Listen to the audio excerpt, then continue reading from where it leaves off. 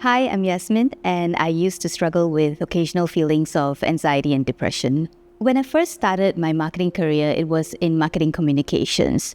Somehow, I always had to deal with very tight deadlines, but it kind of suits my personality because I am a very high energy person and I actually thrive under pressure.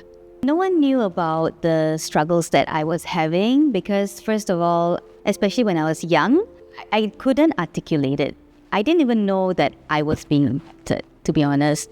So what's there for me to tell anyone? Even if I had known, I don't think I would have told anyone at work.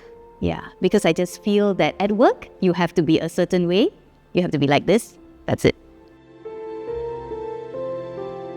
So there was one time when one of my colleagues she was sharing about something that had happened to her in childhood. There was a connection with my own experience. I think it kind of opened up floodgates in me. So it's a moment where, we could have actually both shared more and talked more. But I kind of pushed off, and I was immediately reminded that I'm her boss. I have to put up this wall and, okay, let's be very professional. Let's not talk about our issues and problems.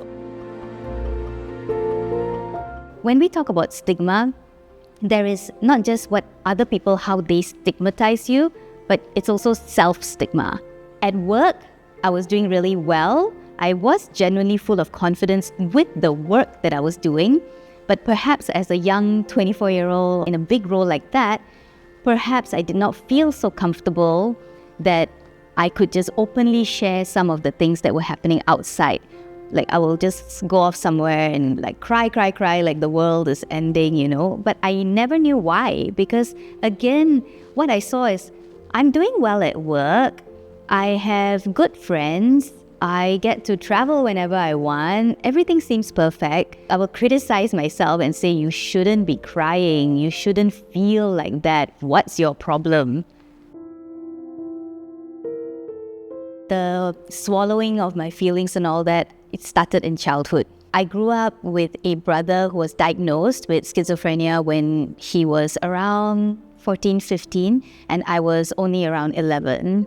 I saw my brother, shouting at the voices, and then sometimes he would hit his head against the window and all that. There was a lot of shouting at times going on in the house. He's shouting at the voices, but I knew that my parents also argued a lot. In fact, it is well known that, having someone, with an illness like schizophrenia in the house, it impacts not just the person, but the entire family unit. It's considered an adverse childhood experience. I became this invisible child. I became invisible in the house. I went to school, I came back, read my books, ate my meals, did my homework. I was very well looked after physically, definitely. But I had no one to share any concerns. I don't remember talking to either of my parents about anything that was going on in school or any issues, or if I had any fears. A lot of times this is termed as emotional neglect. All I knew is that people were struggling. Therefore, I should not be a further cause of burden. I had to make sure that I became this perfect little daughter, and then that pattern continued when I went to work. So obviously when I was young, I did not have caregiving concerns, but as I grew older, say into my 30s, 40s, it kind of just totally occupied my mind all the time. When I had trouble sleeping, that's all I would be thinking about is about my mother and my brother. What's going to happen in the future? So I had insomnia actually for years. Remember how I said I would always cry in private? But along the way, when I got married, many years later, there were occasions where I would cry like that, like the world was ending. And he would tell me maybe I should talk to someone. I would think, what is this therapist or counselor going to tell me that my friends or my husband cannot tell me? So I'll be like, nah, why do I need to see a professional? The turning point was when I said, you know what, I cannot remember the last time that I was happy.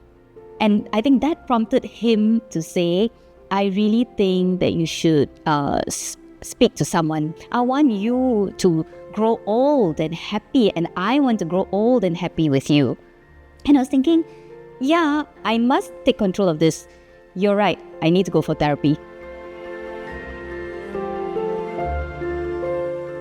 The me now would actually use my trauma or my pain to talk to them, to actually encourage them to also share.